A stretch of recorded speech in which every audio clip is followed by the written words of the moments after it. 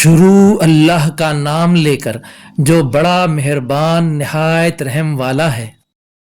اے کملی میں لپٹنے والے، رات کو قیام کیا کرو مگر تھوڑی سی رات یعنی نصف رات یا اس سے کچھ کم قیام کرو یا کچھ زیادہ، اور قرآن کو اچھی طرح ٹھہر ٹھہر کر پڑھا کرو۔ ہم ان قریب تم پر ایک بھاری فرمان نازل کریں گے۔ کچھ شک نہیں کہ رات کا اٹھنا نفس کو سخت پامال کرتا ہے اور اس وقت ذکر بھی خوب درست ہوتا ہے۔ دن کے وقت تو تمہیں اور بہت سے شغل ہوتے ہیں، تو اپنے پروردگار کے نام کا ذکر کرو اور ہر طرف سے بے تعلق ہو کر اسی کی طرف متوجہ ہو جاؤ۔ وہی مشرق اور مغرب کا مالک ہے، اس کے سوا کوئی معبود نہیں، تو اسی کو اپنا کارساز بناؤ۔ اور جو دل آزار باتیں یہ لوگ کہتے ہیں ان کو سہتے رہو اور خوبصورتی سے ان سے کنارہ کش رہو، اور مجھے ان جھٹلانے والوں سے جو دولت مند ہیں سمجھ لینے دو اور ان کو تھوڑی سی مہلت دے دو۔ کچھ شک نہیں کہ ہمارے پاس بیڑیاں ہیں اور بڑی زبردست آگ ہے، اور گلے میں اٹکنے والا کھانا ہے اور درد دینے والا عذاب ہے۔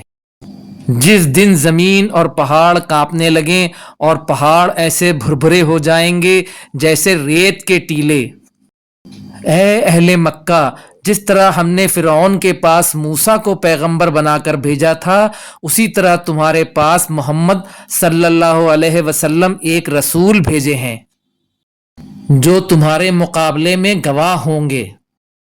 سو فرعون نے ہمارے پیغمبر کا کہا نہ مانا تو ہم نے اس کو بڑے دردناک انداز سے پکڑ لیا۔ اگر تم بھی ان پیغمبر کو نہ مانو گے تو اس دن سے کس طرح بچو گے جو بچوں کو بوڑھا کر دے گا، جس سے آسمان پھٹ جائے گا، یہ اس کا وعدہ پورا ہو کر رہے گا۔ یہ قرآن تو نصیحت ہے، سو جو چاہے اپنے پروردگار تک پہنچنے کا راستہ اختیار کر لے۔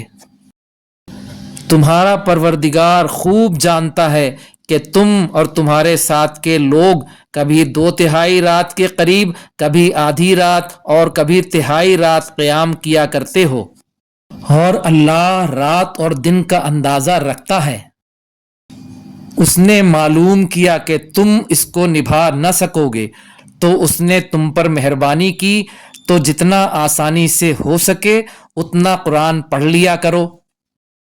اس نے جانا کہ تم میں سے بعض بیمار بھی ہوں گے اور بعض اللہ کے فضل یعنی معاش کی تلاش میں ملک میں سفر کریں گے، اور بعض اللہ کی راہ میں لڑیں گے، تو جتنا آسانی سے ہو سکے اتنا قرآن پڑھ لیا کرو، اور نماز قائم کرتے رہو اور زکوٰۃ ادا کرتے رہو، اور اللہ کو نیک نیتی سے قرض دیتے رہو، اور جو عمل نیک تم اپنے لیے آگے بھیجو گے اس کو اللہ کے ہاں بہتر اور صلے میں بہت عظیم پاؤ گے، اور اللہ سے بخشش مانگتے رہو، بے شک اللہ بخشنے والا ہے، مہربان ہے۔